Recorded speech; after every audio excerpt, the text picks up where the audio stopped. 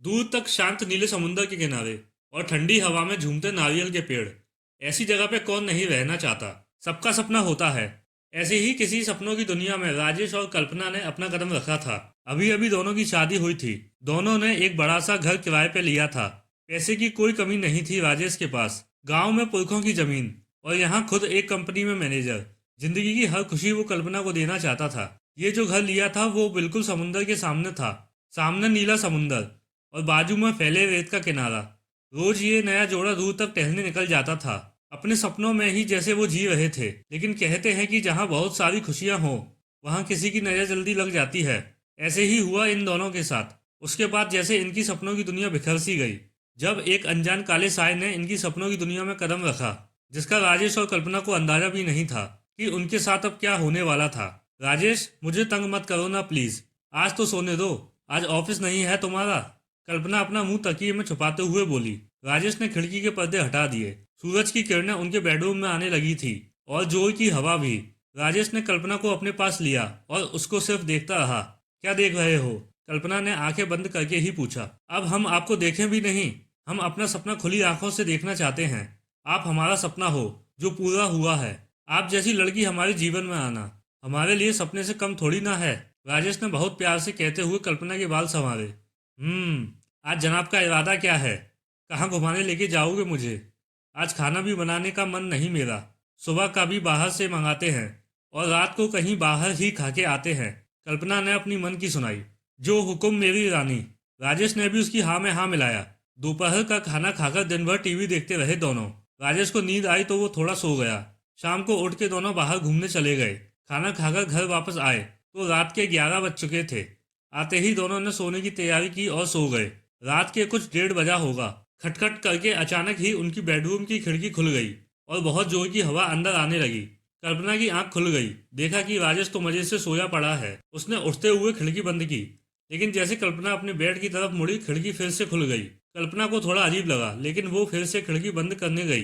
तभी उसको लगा कि खिड़की के पास कोई है। उसने आवाज लगाई, कौन है वहां? लेकिन कोई जवाब नहीं आया। खिड़की का पर्दा हवा से उड़ने लगा। कल्पना ने फिर से हिम्मत जुटाकर खिड़की बंद की और जैसे ही वो पीछे मुड़ी, आ भूत भूत राजेश भूत! कल्पना की चीख ने राजेश की नींद तोड़ दी।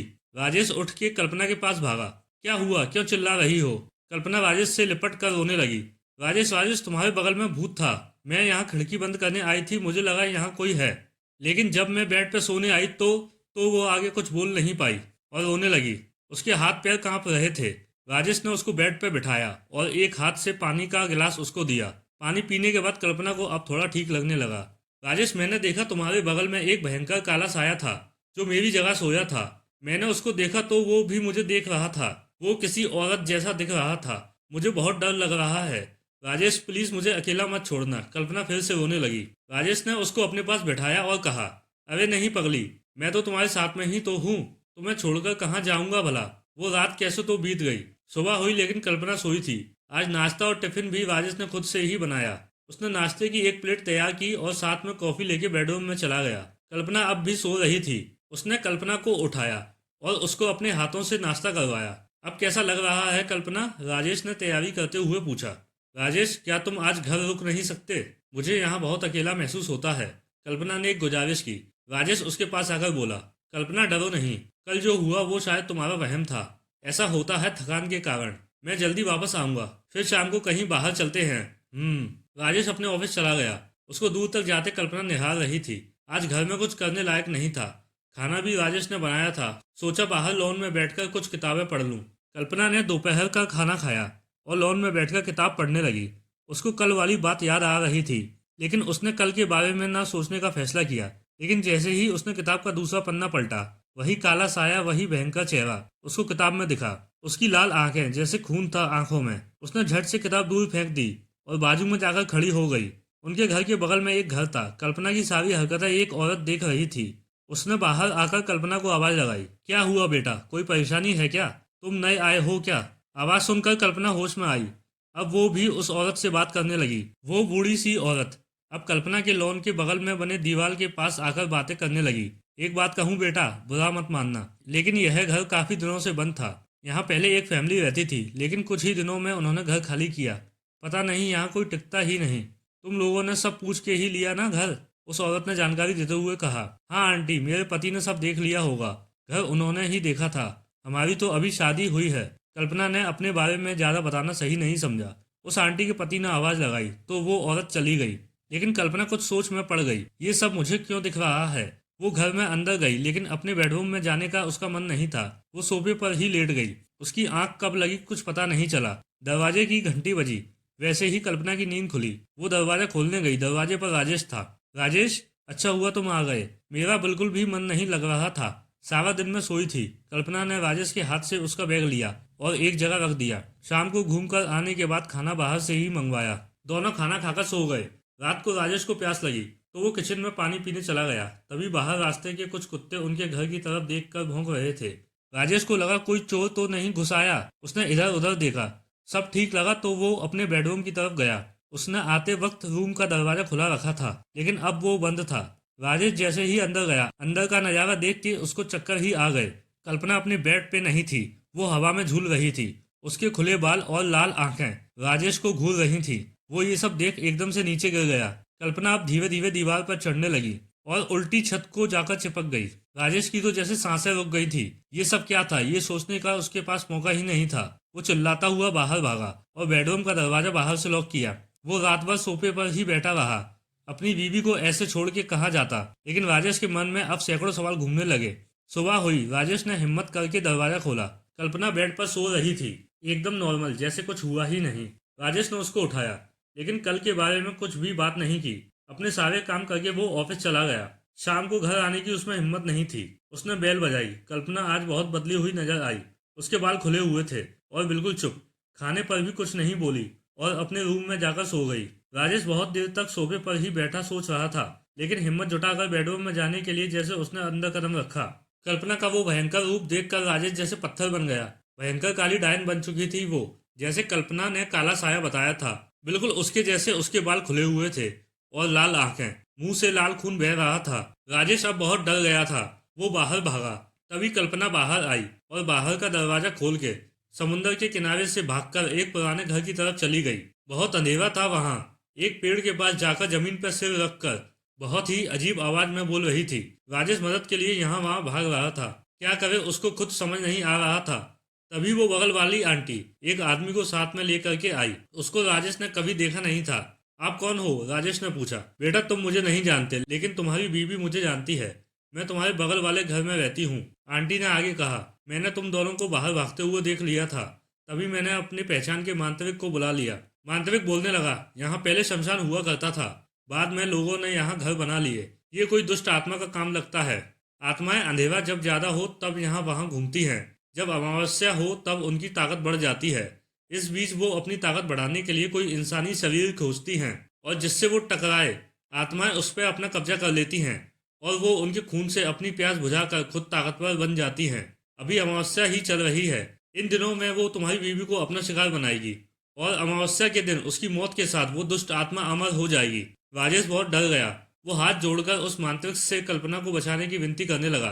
आप प्लीज कुछ कीजिए बाबा, मेरी बीवी को बचाइए। उस मांत्रिक ने अपनी झोली में से थोड़ी राख निकाली। ये शमशान की राख है, हम वहाँ साधना करते हैं। ये उसके सिर पर लगा दो, वो काबू में आ जाएगी। राजेश ने वैसा ही किया। बहुत जोर की चीख के साथ कल्पना नीचे गिर पड़ी। अब राजेश अपनी गोद में उसको उठाकर घर की तरफ चला गया। साथ में वो मांत्रिक और बूढ़ी आंटी भी थी। घर पहुंचते ही मांत्रिक ने घर को अपने मंत्रों से बांध दिया। कल्पना को सुलाकर वो सब बाहर आए। उसको एक काला साया दिखा था हमारे बिस्तर पर। बस उसी दिन से कल्पना बदल गई, राजेश ने बताया। मांत्रिक ने घर की दीवार को हाथ लगाकर अपनी आंखें बंद की। ये काला साया तुम्हारी बीवी को लेने आया है।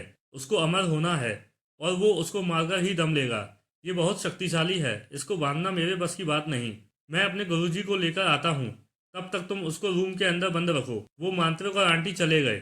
राजेश को अब बहुत बेचैनी हो रही थी।